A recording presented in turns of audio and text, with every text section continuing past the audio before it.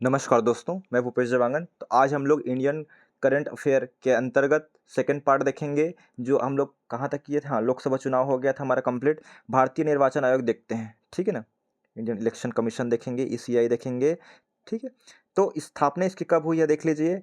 स्थापना बहुत इंपॉर्टेंट है, 25 जनवरी 1950 को हुई है। और 26 जनवरी 1950 को क्या हुआ है, तो 26 जनवरी 1950 को हमारा भारत जो है गणतंत्र भारत बना है। रिपब्लिक डे मनाया जाता है 26 जनवरी 1950 को संविधान लागू हुआ है। ये कौन सा अनुच्छेद में है भारतीय निर्वाचन आयोग, तो अनुच्छेद आर्टिकल है ये जो है 324 में। बहुत ज़्यादा इंपॉर्टेंट है दोस्तों, याद रखिएगा, ठीक है।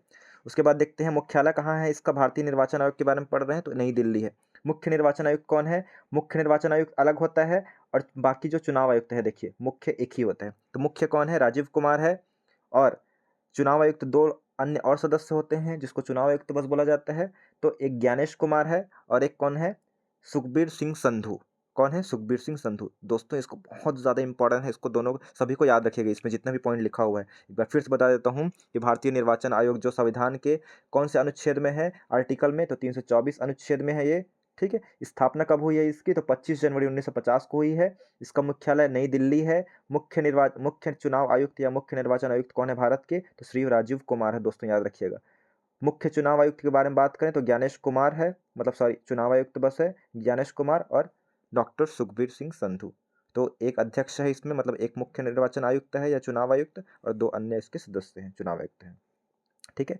चुनाव आयुक्तों की नियुक्ति या कौन करता है, तो कौन करता है देखिए, प्रधानमंत्री जी करते हैं, ठीक है। आयुक्तों की नियुक्ति समिति में नियुक्ति की समिति में कौन होता है, प्रधानमंत्री होता है, विपक्ष का नेता होता है, और कौन होता है, कैबिनेट मंत्री भी होता है। याद रखेंगे दोस्तों, याद रखना है, ठीक है ना।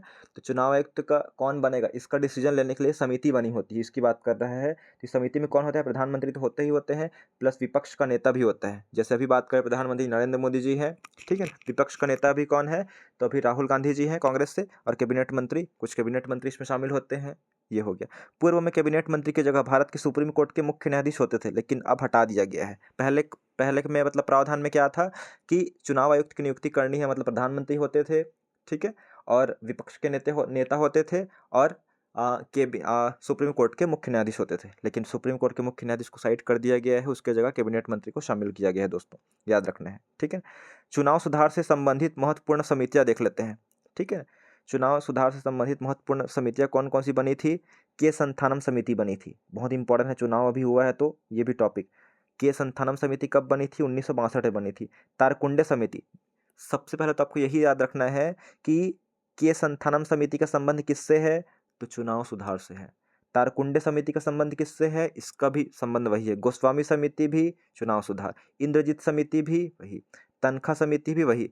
पूर्व राष्ट्रपति, उसके बाद क्या लिखा है, पूर्व राष्ट्रपति रामनाथ कोविंद समिति, ये क्यों बनाया गया था पूर्व राष्ट्रपति रामनाथ कोविंद से, तो विधानसभा एवं लोकसभा चुनाव एक साथ कराने की संभावना तलाशने के लिए ये समिति का निर्माण किया गया था। कि क्या विधान, जैसे अलग अलग खर्च होते हैं, लोकसभा चुनाव अलग टाइम होता है, विधानसभा हर राज्य में अलग टाइम होता है, तो जिससे क्या है, मतलब टाइम भी वेस्ट होता है, खर्चे भी होते हैं, अलग अलग जो प्रशासनिक मैनेजमेंट होता है वो भी लगता है, ठीक है ना। तो इसीलिए ऐसा प्रोसेस चल रहा है, एक राष्ट्र एक चुनाव वाला, जिसमें विधानसभा चुनाव और लोकसभा चुनाव सब एक साथ कराया जाए करके। तो ये समिति बनाई गई थी इसके रिपोर्ट के लिए कि क्या क्या परेशानी हो सकती है, क्या क्या दिक्कतों का सामना करना पड़ सकता है, क्या लाभ है क्या हानि है करके। किसके अध्यक्षता में बनाया गया था, पूर्व राष्ट्रपति रामनाथ कोविंद समिति के, ठीक है ना, ये याद रखना है। तो चुनाव सुधार से संबंधित समिति कौन कौन सी है, संथानम समिति, तारकुंडे समिति, इंद्रजीत समिति, गोस्वामी समिति और तनखा समिति, तनखा, ठीक है ना, ये है। चलिए आगे देख लेते हैं हम। विधानसभा चुनाव 2024, लोकसभा चुनाव 2024 के साथ कहाँ कहाँ हुए हैं। अब ये है कि अभी जो इस बार लोकसभा चुनाव हुआ है और किसी किसी का टाइम पूरा हो गया था किसी राज्य का, तो विधानसभा चुनाव भी हुआ है उस राज्य में। तो कहाँ हुआ है, सिक्किम। सिक्किम में विधानसभा चुनाव भी हुआ है, अभी लोकसभा चुनाव हो रहा था उसी टाइम। देखिए कुल सीट सिक्किम में कितने हैं, विधानसभा सीट 32 है। कितने सीट है, 32 है। अगर छत्तीसगढ़ में बात करें तो छत्तीसगढ़ में कितनी सीटें हैं विधानसभा की, तो दोस्तों याद रखना है 90 सीट हैं सीजी में, ठीक है। सिक्किम क्रांतिकारी मोर्चा ये पार्टी जीती है, 31 सीट वो जीती है पूरा। मुख्यमंत्री कौन बने हैं, याद रखना है, प्रेम सिंह तमांग बने हैं दोस्तों। मोस्ट इंपॉर्टेंट है, बहुत बार क्वेश्चन आ चुका है, अभी अभी लगातार एग्जाम हो रहे हैं उसमें। सिक्किम में भी नया चुनाव हुआ है 2024 में विधानसभा चुनाव, जिसमें सिक्किम में टोटल 32 सीटें हैं। ठीक है ना। वहाँ कौन सी पार्टी जीती है, तो SKM। SKM का फुल फॉर्म क्या है, सिक्किम क्रांतिकारी मोर्चा। 31 सीट वहाँ जीती है दोस्तों, बहुत इंपॉर्टेंट है। मुख्यमंत्री कौन बने हैं, श्री प्रेम सिंह तमांग बने हैं। कौन बने हैं, श्री प्रेम सिंह तमांग, बहुत इंपॉर्टेंट है। उसी प्रकार सिक्किम में चुनाव हुआ है अभी। उसी प्रकार जो है ओडिशा में भी चुनाव हुआ है दोस्तों। कहाँ हुआ है, ओडिशा में भी चुनाव हुआ है, ओडिशा राज्य में। तो ओडिशा का देखते हैं हम लोग। ओडिशा में कितनी सीटें हैं, 147 सीटें हैं, और इसमें कितनी सीटें से 32 थी। ओडिशा बड़ा राज्य है। भारतीय जनता पार्टी जीती है। इससे पहले नवीन पटनायक जी जीतते थे, ठीक है ना, बीजू जनता दल से।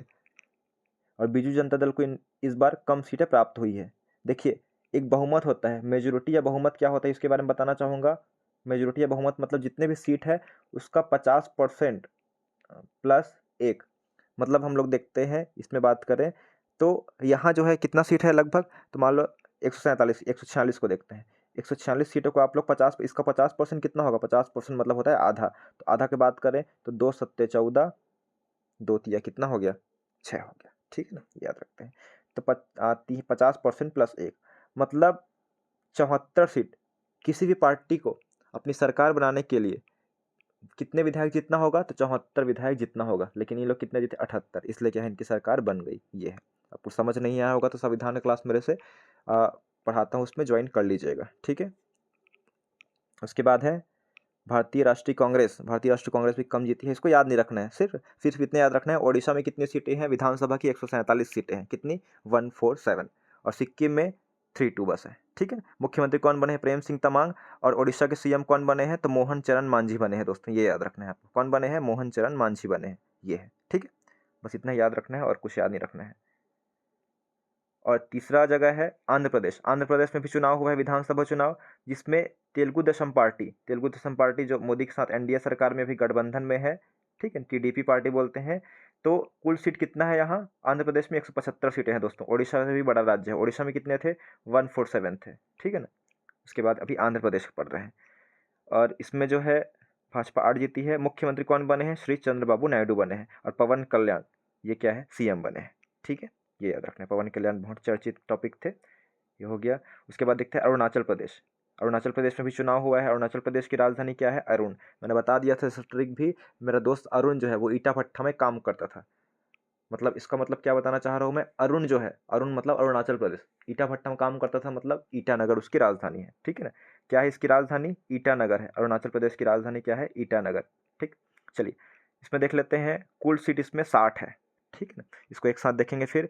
अरुणाचल प्रदेश में कुल विधानसभा सीट 60 है, जिसमें से मुख्यमंत्री कौन बने हैं अभी, तो पेमा खांडू जी बने हैं। कौन सी पार्टी आई है, तो BJP पार्टी आई है यहाँ, ठीक है, ये याद रखना है। चलिए थोड़ा सा हम लोग संक्षिप्त बात कर लेते हैं यहाँ पे।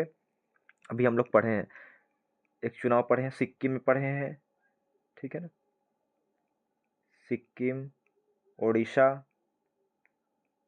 तीसरा आंध्र प्रदेश, ठीक है, शॉर्टकट में लिख रहा हूँ मैं। और कौन सा, अरुणाचल प्रदेश। सिक्किम में कितना सीट पढ़े थे, 32 सीट। ओडिशा में 147 सीट। और आंध्र प्रदेश में अरुणाचल प्रदेश में ये हो गया, एक बार देख लेते हैं, ठीक है, कितना है, अभी कुछ भूल गया हूँ। आंध्र प्रदेश में 175 हो गया, ठीक है। और ओडिशा में 147 हो गया था। आंध्र प्रदेश में ज़्यादा 175, और इसमें 60 है, ठीक है। तो आंध्र प्रदेश में कितना है, 175 है। इन 4 राज्यों में अभी हम लोग देखें, इन 4 राज्यों में सबसे ज़्यादा जो विधानसभा सीट कहाँ है, आंध्र प्रदेश में 175। उसके बाद जो है ओडिशा में 147, फिर है अरुणाचल प्रदेश में 60 सीटें हैं, फिर सिक्किम में 32, ये याद रखना है, ठीक है। चलिए उसके बाद है सुप्रीम कोर्ट में EVM VVPAT पर्ची के 100% मिलान की मांग खारिज कर दी गई, ठीक है। इसमें VVPAT की गिनती के प्रति सत्यापन की याचिका खारिज, पर्चियों के, ये इंपॉर्टेंट नहीं है। भारतीय रेलवे ने क्या लिखा है, Limca book of world records में अपना नाम दर्ज करवाया है भारतीय रेलवे ने। कौन से बुक में, Limca book of world record में अपना, क्या पढ़ लेते हैं एक बार। एक सार्वजनिक सेवा कार्यक्रम में अनेक स्थानों पर सार्वजनिक लोगों ने एकत्र होकर भारतीय रिकॉर्ड बनाया है। भारतीय रेलवे ने एक सार्वजनिक सेवा कार्यक्रम में अनेक स्थानों पर सर्वाधिक लोगों को एकत्रित होने पर अपना प्रतिष्ठित Limca book of world records में सफलतापूर्वक दर्ज कराया है। बस संख्या सम्मिलित हुआ है करके, ये है, इतनी इंपॉर्टेंट नहीं है, बस बुक का नाम याद रखना है। भारतीय रेलवे ने कौन से बुक में दर्ज कराया है अपना नाम, तो लिम्का बुक ऑफ वर्ल्ड, ये याद रखना है, ठीक है। उसके बाद है 71वां मिस वर्ल्ड कौन बनी है, तो याद रखना है दोस्तों, ये जो है विजेता कौन है, क्रिस्टीना प्लिज़्कोवा। कौन है, क्रिस्टीना प्लिज़्कोवा चेक गणराज्य की है। ठीक है, ये याद रखना है, चेक गणराज्य की है। भारत की प्रतिनिधित्व कौन करी थी, सिनी शेट्टी की थी। ठीक है, जीती कौन है, क्रिस्टीना प्लिज़्कोवा, चेक की है प्लिज़्कोवा। ठीक है, स्थल कहाँ हुआ है, मुंबई भारत में हुआ है, ये याद रखना है। अब तक भारतीय खिताब विजेता कौन है, जो मिस वर्ल्ड पढ़ रहे हैं हम लोग, प्रथम मिस वर्ल्ड कौन थी, भारत की पढ़ रहे हैं। भारत में अभी तक क्या है, मिस वर्ल्ड का खिताब 6 लोगों ने जीता है। 6 लोगों में पहला कौन थी, तो रीता फारिया, मोस्ट इंपॉर्टेंट है, पहला रीता फारिया देख लीजिए। हम लोग किसका लिस्ट पढ़ रहे हैं, मिस यूनिवर्स नहीं, मिस वर्ल्ड की बात पढ़ रहे हैं। ठीक है ना, मिस वर्ल्ड कौन को, वर्ल्ड मतलब संसार, दुनिया। ठीक है, संसार की सबसे खूबसूरत महिला जो है, देखा जाए टैलेंटेड महिला, तो एक प्रकार से रीता फारिया, ऐश्वर्या राय, ठीक, डायना हैडन, ठीक, युक्तिमुखी प्रियंका चोपड़ा भी बन चुकी है, और मानुषी छिल्लर बनी थी 2017 में। तो ऐश्वर्या राय सबको मालूम होगा, ऐश्वर्या राय है, प्रियंका चोपड़ा भी बन चुकी है मिस वर्ल्ड, दोस्तों याद रखेंगे। और लास्ट जो बनी थी भारत की, तो मानुषी छिल्लर थी, ये याद रखना है। ठीक है, और पहला रीता फारिया, ये याद रखना है। और पढ़ लेते हैं आगे, चुनावी बॉन्ड बॉन्ड योजना असंवैधानिक, चर्चा में क्यों था, इसको देख लेते हैं। चुनावी बॉन्ड योजना, 15 फरवरी 2024 को उच्चतम न्यायालय, सुप्रीम कोर्ट की एक 5 सदस्यीय संविधान पीठ ने चुनावी बॉन्ड योजना को असंवैधानिक घोषित कर दिया गया। 5 सदस्यीय टीम थी इसमें, ये आपको बस समझना, बस इसको याद नहीं रखना है।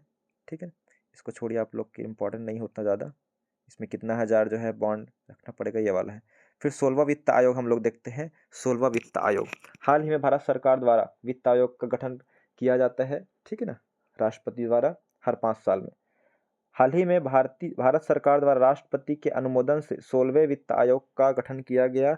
नीति आयोग के पूर्व उपाध्यक्ष और कोलंबिया विश्वविद्यालय के प्रोफेसर अरविंद पनगड़िया इसके अध्यक्ष बने हैं, याद रखेंगे। अरविंद पनगड़िया जो है नीति आयोग के क्या रह चुके हैं, पूर्व उपाध्यक्ष भी रह चुके हैं। डॉक्टर अरविंद पनगड़िया, ये जो है 16वें वित्त आयोग के अध्यक्ष बने हैं। कौन से, 16वें नंबर के वित्त आयोग, 16वें नंबर का वित्त आयोग गठन का। अन्य सदस्य ये बने हुए हैं, उनको याद नहीं रखना है। वित्त आयोग में टोटल अध्यक्ष के साथ कितने सदस्य हो सकते हैं, देखिए बहुत बार एग्जाम में क्वेश्चन आ चुका है कि वित्त आयोग में अध्यक्ष सहित कुल कितने सदस्य होते हैं, तो अध्यक्ष के साथ कुल कितने सदस्य हो सकते हैं, तो 5 हो सकते हैं। 5 कैसे, 1+4 करके, 1+4 मतलब एक अध्यक्ष रहेगा, जो अध्यक्ष कौन है, अरविंद पनगड़िया है, और 4 अन्य सदस्य, ये सदस्य हैं। ठीक है, ये रहेंगे, जिसमें से जो है 4 जो मतलब इसमें जो है 3 जो है पूर्णकालिक सदस्य है, और एक जो है अंशकालिक, मतलब कुछ समय के लिए है। ठीक है, ये याद रखना है। परिचय देख लेते हैं। भारतीय संविधान के अनुच्छेद 280 में है इसका उल्लेख। भारतीय संविधान, भारत के संविधान 1950, ठीक है, का अनुच्छेद 280 एक वित्त आयोग के गठन का प्रावधान करता है, जो एक अर्ध न्यायिक निकाय है। अर्ध न्यायिक मतलब न्याय भी दे सकती है आधा प्रकार से। ठीक है, पूरा पूरा न्याय नहीं दे सकती। इसका गठन भारत के राष्ट्रपति द्वारा किया जाता है, याद रखिए, मोस्ट इंपॉर्टेंट, भारत के राष्ट्रपति द्वारा। वित्त आयोग के बारे में पढ़ेंगे तो संविधान के अनुच्छेद 280 के अंतर्गत यह प्रावधान किया गया है कि संविधान के प्रारंभ से 2 वर्ष के भीतर और उसके बाद प्रत्येक 5 वर्ष की समाप्ति पर पहले या उसके बाद राष्ट्रपति द्वारा आवश्यक समझा जाता है तो एक वित्त आयोग का गठन किया जाएगा। देखिए, सबसे इंपॉर्टेंट यही है कि आर्टिकल कौन से में है, आर्टिकल 280 में वित्त आयोग के गठन का प्रावधान किया गया है। संविधान के प्रारंभ में 2 वर्ष के भीतर, मतलब याद रखना है प्रत्येक 5 वर्ष में वित्त आयोग का गठन किया जाएगा, ये याद रखना है। और राष्ट्रपति वित्त आयोग का गठन करता है, ये याद रखना है। ठीक है, उसके बाद है, इस व्यवस्था को देखते हुए पिछले वित्त आयोग के गठन की तारीख के 5 वर्षों के भीतर अगले वित्त आयोग का गठन हो जाता है, जो अर्धन्यायिक एवं सलाहकारी निकाय है, जो राष्ट्रपति को सलाह देती है वित्त संबंधी, मतलब वित्त संबंधी जो भी है, पैसा का लेन देन से संबंधित, राज्यों को कितना बांटना है, ठीक है ना, वो सब हिसाब किताब करती है वित्त आयोग। उसके बाद है, वित्त आयोग की संरचना की बात करें तो अनुच्छेद 282 में कहा गया है कि संसद विधि द्वारा उन अर्हताओं का जो आयोग के सदस्यों के रूप में नियुक्ति के लिए अपेक्षित होंगी, उस रीति का जिसका उसका नाम चयन किया जाएगा, अवधारण कर सकेगी। वित्त आयोग में एक अध्यक्ष और 4 अन्य सदस्य, जिसका अभी मैं जिक्र किया था, कौन होंगे, एक अध्यक्ष होंगे और 4 अन्य सदस्य होंगे, दोस्तों याद रखेंगे, जिन्हें राष्ट्रपति द्वारा नियुक्त किया जाएगा सभी को। ठीक है, ये है। वे उस अवधि के लिए सेवा करते हैं जो राष्ट्रपति अपने आदेश में निर्दिष्ट करता है, तथा वे पुनर्नियुक्ति के लिए पात्र होते हैं, याद रखिए, मोस्ट इंपॉर्टेंट यहाँ पे वो पुनर्नियुक्ति भी हो सकते हैं, याद रखनी, मतलब फिर से उनकी नियुक्ति हो सकती है, अपॉइंट हो सकते हैं। ये बहुत ज़्यादा इंपॉर्टेंट पॉइंट है वित्त आयोग के बारे में। उसके बाद है अध्यक्ष को सब सार्वजनिक मामलों में अनुभव रखने वाला व्यक्ति होना चाहिए और 4 अन्य सदस्यों को निम्नलिखित आधारों पर चुना जाना चाहिए। अध्यक्ष को क्या होना चाहिए? सार्वजनिक मामलों के बारे में अनुभव होना चाहिए उनको, ठीक है, जानकारी होना चाहिए। और अन्य सदस्यों को किस आधार पर चुना जाता है तो उसको देख लेते हैं। जो वित्त आयोग के अन्य सदस्य होते हैं, 4 अन्य सदस्य, तो एक उच्च न्यायालय के न्यायाधीश या उस पद के लिए नियुक्त होने के योग्य हो। न्यायाधीश तो ना हो, लेकिन क्या है, उस उच्च न्यायालय के न्यायाधीश पद मतलब न्यायाधीश होने के योग्य हो, ठीक है ना, या उस पद के लिए नियुक्त हो, न्यायाधीश भी हो सकता है। उसके बाद है एक व्यक्ति जिसके पास सरकार के वित्त और लेखाओं का विशेष ज्ञान हो। जो वित्त सरकार के वित्त और लेखा के बारे में जानता हो, वह व्यक्ति जिसे वित्तीय मामलों में और प्रशासन में व्यापक अनुभव हो, वह व्यक्ति जिसे अर्थशास्त्र का विशेष ज्ञान हो। ये क्या है, इसके लिए अर्हता है उनके सदस्यों के लिए। एक व्यक्ति कौन है? जिनको 4 सदस्य होते हैं, 1 2 3 4, जिसमें से एक व्यक्ति को क्या है, अर्थशास्त्र का विशेष ज्ञान हो। एक व्यक्ति क्या है, जो उच्च न्यायालय के न्यायाधीश या उस पद के लिए नियुक्त होने के योग्य हो। न्यायाधीश भी हो सकता है या उस पद के लिए, मतलब न्यायाधीश होने के लिए वो क्या है, एलिजिबल हो। एक व्यक्ति जिसके पास सरकार के वित्त और लेखाओं का विशेष ज्ञान हो, सरकार के वित्त और लेखाओं का। और एक व्यक्ति जिसे वित्तीय मामलों और प्रशासन में व्यापक अनुभव हो, याद रखेंगे, वित्त और लेखा वाला ज्ञान हो और वित्तीय मामलों और प्रशासन में व्यापक अनुभव हो और अर्थशास्त्र का ज्ञाता हो। ये सब याद रखना है दोस्तों, बहुत इंपॉर्टेंट है वित्त आयोग, ठीक है ना, हमेशा क्वेश्चन आते हैं। अब देख लेते हैं वित्त आयोग के आखिर कार्य क्या है, उसके बाद नया टॉपिक स्टार्ट हो जाएगा, भारत रत्न 2024, ठीक है। तो ध्यान से पढ़िएगा इसको, वित्त आयोग के आखिर इसका कार्य क्या है। चलिए देखते हैं। भारत के राष्ट्रपति को यह सिफारिश करना मतलब उनको सलाह देना कि संघ एवं राज्यों के बीच, संघ मतलब देश हो गया, हमारा भारत जो है संघ है, और राज्यों के बीच 28 राज्य जो भी केंद्र शासित प्रदेश है, राज्यों के बीच करों या टैक्स की शुद्ध प्राप्तियों को कैसे वितरित किया जाए।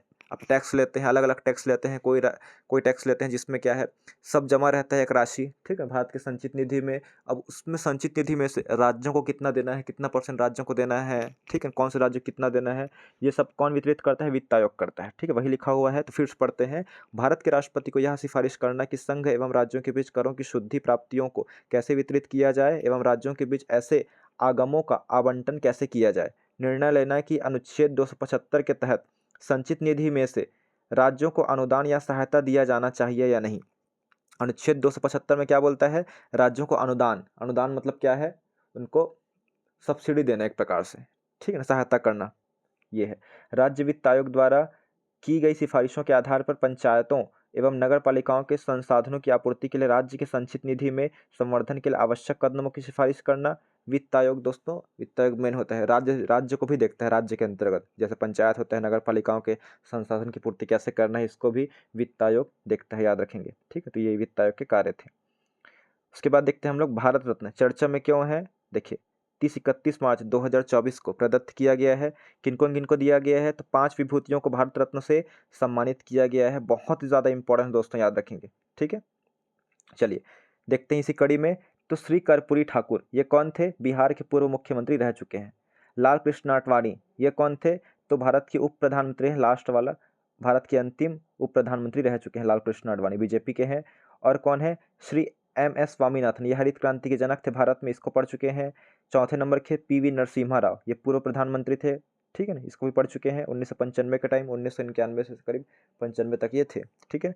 उसके बाद है चौधरी चरण सिंह भी हम लोग पढ़ चुके हैं, ठीक है ना। सबसे पहले जैसे प्रधानमंत्री हम लोग पढ़ेंगे, एक बार बताता हूँ मैं प्रधानमंत्री क्रम में। तो जब पंडित जवाहरलाल नेहरू, ठीक है ना, लाल बहादुर शास्त्री पढ़े हैं, उसके बाद इंदिरा गांधी, फिर मोरारजी देसाई, फिर चौधरी चरण सिंह, ये सब पढ़े हैं। फिर इंदिरा गांधी आ जाती है, ठीक है, फिर राजीव गांधी पढ़े हैं ना, तो ये सब याद रखना है दोस्तों।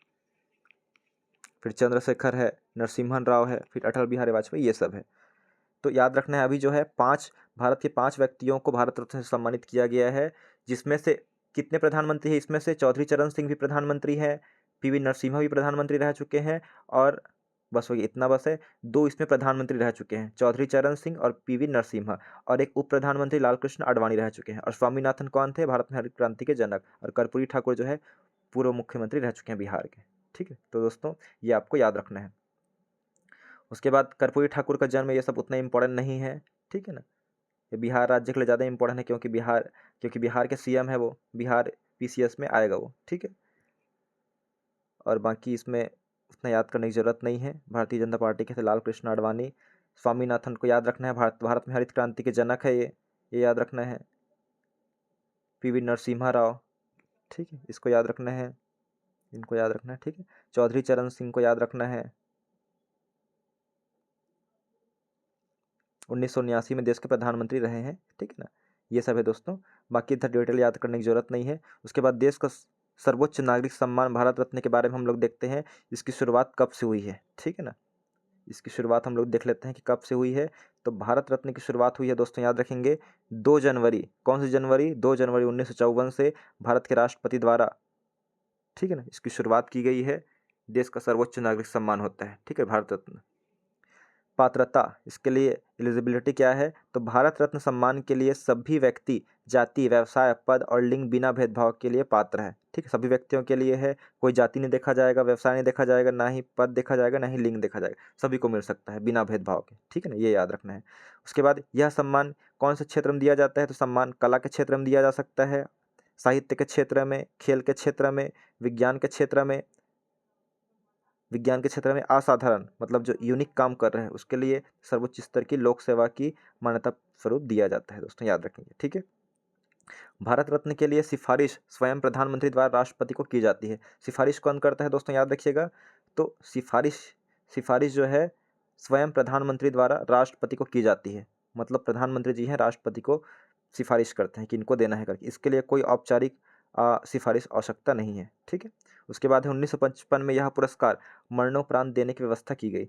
सबसे पहले जो है जो जीवित व्यक्ति है उन्हीं को दिया जाता था भारत रत्न, ठीक है। कब से शुरुआत हुई है, तो 2 जनवरी 1954 से शुरुआत हुई है भारत रत्न की। उसके बाद जो है 1955 से जस्ट नेक्स्ट ईयर से ही यह पुरस्कार मरण उपरांत मतलब मरने के बाद भी व्यक्तियों को दिया जा सकता है, ऐसा व्यवस्था किया गया। वार्षिक पुरस्कारों की संख्या एक वर्ष विशेष में अधिकतम 3 व्यक्तियों तक सीमित है, ठीक है। इस पुरस्कार के प्रदान किए जाने के समय प्राप्तकर्ता को राष्ट्रपति द्वारा हस्ताक्षरित एक सनद प्रमाण पत्र क्या मिलता है, इसमें एक प्रमाण पत्र मिलता है, सर्टिफिकेट, और एक पदक दिया जाता है। इस पुरस्कार में कोई मौद्रिक अनुदान नहीं दिया जाता है, मतलब पैसा वैसा नहीं मिलता है, याद रखेंगे भाई, ठीक है ना। भले उनका कुछ कुछ फैसिलिटी मिलती है उनको, जो उनका आवागमन है, रेल यात्रा मतलब जो फ्लाइट यात्रा है वो सब फ्री में रहेंगे, लेकिन ये जो है पैसा नहीं दिया जाएगा, इसमें याद रखना। प्रमाण पत्र मिलता है और एक शील्ड मिलता है, एक पदक मिलता है, ठीक है, ये याद रखना है, इतना बस मिलता है इसमें। संविधान के अनुच्छेद 18 के अनुसार इस पुरस्कार को प्राप्तकर्ता के नाम से आगे या पीछे उल्लेखित नहीं किया जा सकता। तथापि यदि कोई पुरस्कार प्राप्तकर्ता आवश्यक समझता है तो वह अपने जीवन वृत्त पत्र या शीर्ष विजिटिंग कार्ड में यह दर्शाने के लिए वह पुरस्कार को प्राप्त करता है निम्नलिखित व्यक्ति का प्रयोग कर सकता है, अभिव्यक्त का, ठीक है ना। देखिए हम लोग पढ़े हैं अनुच्छेद 18 क्या है, उपाधियों का अंत है। उपाधियों का अंत जो हम लोग पढ़े हैं संविधान के मौलिक अधिकार में, उसी के अनुसार बोल रहे हैं, ये उपाधियों का अंत कर दिया गया था ना। देश के रत्न की बात करते हैं, तो देश के रत्न में हम लोग बात करते हैं थोड़ा सा भारत रत्न वाले प्राप्तकर्ता। तो सबसे पहले किसको मिला है, डॉक्टर सर्वपल्ली राधाकृष्णन को मिला है, एक साथ मिला है डॉक्टर सर्वपल्ली राधाकृष्णन, सीवी रमन को और सी राजगोपालाचारी को मिला है। सी राजगोपालाचारी कौन थे, तो याद रखना है दोस्तों, ये जो है अंतरिम सरकार में भारत के कौन थे, शिक्षा मंत्री थे श्री राजगोपालाचारी, और अंतिम भारतीय गवर्नर जनरल भी रह चुके हैं। और डॉक्टर सर्वपल्ली राधाकृष्णन कौन थे, तो ये जो है भारत के दूसरे राष्ट्रपति हैं। कौन है, भारत के दूसरे राष्ट्रपति हैं और प्रथम उपराष्ट्रपति है। पहले उपराष्ट्रपति है, भारत के प्रथम उपराष्ट्रपति की बात करें तो डॉक्टर सर्वपल्ली राधाकृष्णन है, और दूसरे राष्ट्रपति की बात करें तो भी यही है। और सीवी रमन जानते हैं, रमन प्रभा वाला, तो ये है। बाकी सबसे युवा याद रखना है इसमें, मदर टेरेसा को भी एक बार देख लेना है। गैर भारतीय सम्मानित में कौन कौन है, खान अब्दुल गफ्फार खां, नेल्सन मंडेला और मदर टेरेसा, ये जो है भारतीय नहीं है, याद रखना है, ठीक है। तो 3 है, मदर टेरेसा जो एक आयरलैंड की थी, इधर आई हुई थी। खान अब्दुल गफ्फार खां, उनको कब मिला है, 1987 मिला है, हालांकि ये भारत में थे। उसके बाद जो है 1947 में भारत और पाकिस्तान का विभाजन हो गया, जिससे वो पाकिस्तान में चले गए, उनके बाद उनको मिला है, इसलिए गैर भारतीय कहलाते हैं ये, ठीक है। और मदर टेरेसा को कब मिला है, 1980 में मिला है, ठीक है ना, याद रखना। और नेल्सन मंडेला को 1990 में। सबसे युवा किनको मिला है, तो सचिन तेंदुलकर को मिला है 40 वर्ष की उम्र में। और पहला मरणोपरांत मतलब मरने के बाद किसको मिला है, 1955 में जो प्रथा शुरुआत की गई थी, तो पूर्व प्रधानमंत्री लाल बहादुर शास्त्री को मिला है प्रथम बार मरने के बाद, इनको जो पुरस्कार प्राप्त हुई है वो, ठीक है। उसके बाद इस सम्मान के अंतर्गत राष्ट्रपति द्वारा हस्ताक्षर किया गया प्रमाण पत्र एवं एक पदक दिया जाता है। पीपल के पत्ते का आकार का यह पदक कांस्य का होता है। देखिए इसका आकार कौन से पेड़ के पत्ते के समान होता है, तो पीपल, मोस्ट इंपॉर्टेंट, बहुत बार आ चुका है ना, सीजीपीएससी में भी आ चुका है कूट में। पीपल के पत्ते के समान होता है। इसके अगले भाग पर किरणें बिखेरते हुए सूर्य के नीचे भारत रत्न लिखा होता है। इसके नेक्स्ट भाग में क्या लिखा रहता है, तो सूर्य के नीचे भारत रत्न लिखा रहता है। पिछले हिस्से पर अशोक चिन्ह के नीचे सत्यमेव जयते भी लिखा होता है। देखिए क्या क्या अंकित रहता है, पीपल का हो गया, हस्ताक्षर भी रहता है राष्ट्रपति का, एक पदक होता है नील पीपल के पत्ते का आकार। यह एक पदक किसका होता है, कांस्य का होता है ना, कांसा का होता है, याद, ब्रॉन्ज मेडल होता है। अगले भाग पर किरण बिखेरते हुए सूर्य के नीचे भारत का भारत रत्न लिखा जाता है। पिछले हिस्से पर अशोक चिन्ह के नीचे सत्यमेव जयते लिखा जाता है। ठीक है, और क्या लिखा है, 8 अगस्त 2019 को पूर्व राष्ट्रपति प्रणब मुखर्जी को भारत रत्न दिया गया था। कब दिया गया था, अब तक 5 राष्ट्रपतियों को यह पुरस्कार दिया जा चुका है। दोस्तों याद रखेंगे, कितने राष्ट्रपति को दिया जा चुका है, अब तक 5 राष्ट्रपति पर दिया जा चुका है। सबसे लास्ट राष्ट्रपति कौन थे, तो प्रणब मुखर्जी थे। दोस्तों याद रखना है। ठीक है, राजेंद्र प्रसाद को भी मिल चुका है और सर्वपल्ली को भी मिल चुका है। ठीक है, ये सबको मिल चुका है। सुभाष चंद्र बोस को मरणोपरांत भारत रत्न देने का ऐलान हुआ था। किसको, सुभाष चंद्र बोस को, लेकिन परिजन ने, मतलब उनके जो फैमिली मेम्बर्स ने विरोध किया कि जब मृत्यु स्पष्ट नहीं है तो मरणोपरांत पुरस्कार क्यों। इसके बाद फैसला वापस ले लिया गया। मौलाना अबुल कलाम आज़ाद, नानाजी देशमुख और भूपेन हजारिका और कर्पूरी ठाकुर समेत 12 लोगों को अब तक मरणोपरांत यह पुरस्कार दिया जा चुका है। देखिए याद रखेंगे, अब तक जो है कितने लोगों को मरने के उपरांत प्राप्त हो चुका है यह पुरस्कार जो है, तो 12 लोगों को। सबसे पहले किनको मिला है मरणोपरांत, तो लाल बहादुर शास्त्री को मिला है, अभी जस्ट पढ़े हैं दोस्तों। ठीक है, देख लीजिएगा आप लोग, ये लिखा हुआ है। ठीक है, चलिए अब देखते हैं आगे हम लोग। इसका लिस्ट बना हुआ है भारत रत्न से सम्मानित व्यक्ति में। तो देखिए 1954 में 3 लोगों को मिला है, डॉक्टर सर्वपल्ली राधाकृष्णन अभी पढ़ चुके हैं, चक्रवर्ती राजगोपालाचारी और चंद्रशेखर वेंकटरमन, ये पढ़ चुके हैं। ठीक है, और देखिए इसमें मेन व्यक्ति का मैं पढ़ रहा हूँ। पहला नंबर देखिए डॉक्टर सर्वपल्ली राधाकृष्णन, दूसरा राजगोपालाचारी, तीसरा चंद्रशेखर वेंकटरमन। उसके बाद जो है 1955 में किनको प्राप्त हुई थी, जवाहरलाल नेहरू जो हमारे प्रधानमंत्री रह चुके हैं, उनको प्राप्ति हुई थी। ठीक है, आप लोग गिन लीजिएगा कितने प्रधानमंत्री को मिला है, कितने राष्ट्रपति को मिला है। ठीक है, अभी हम लोग पढ़े थे कितने राष्ट्रपति को मिल चुका है अभी तक। देखिए इसमें यहाँ लिखा हुआ था, अभी तक जो है 5 राष्ट्रपतियों को यह पुरस्कार दिया जा चुका है, 5 राष्ट्रपति। चलिए राष्ट्रपति का हम लोग नाम देख लेते हैं, किनको किनको मिल चुका है इस लिस्ट में, जिससे हमारा क्लियर हो जाएगा।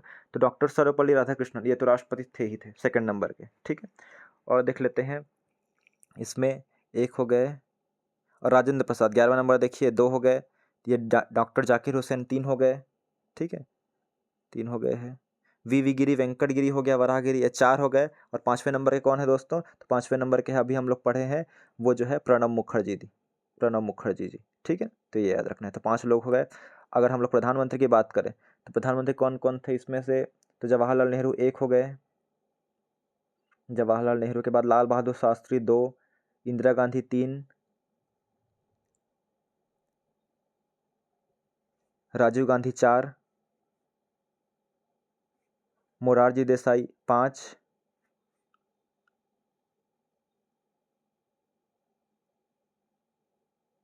और गुलजारीलाल नंदा भी हो चुके हैं 6। ठीक है, तो इस प्रकार से आप लोग गिन लीजिएगा। ठीक है, राष्ट्रपति में किसको किसको मिल चुका है, तो डॉक्टर राजेंद्र प्रसाद, ठीक है ना, डॉक्टर सर्वपल्ली राधाकृष्णन, जाकिर हुसैन, वी गिरी भी हो चुका है। ठीक है ना, वी गिरी हो चुका था। और वी गिरी के बाद हम लोग पढ़े हैं इसमें इनको भी मिल चुका है, एपीजे अब्दुल कलाम को। देखिए लिखा हुआ है दोस्तों, एपीजे अब्दुल कलाम और प्रणब मुखर्जी, ये सब याद रखना है ना, आगे हो चुका है, लगभग 6 मिल गया होगा। ठीक से देखना है आप लोग को। अभी लेटेस्ट मिला है उनको देख लीजिए। 5 लोगों को मिला है, श्री कर्पूरी ठाकुर, श्री लाल कृष्ण आडवाणी, स्वामीनाथन, पीवी नरसिम्हा और चौधरी चरण सिंह।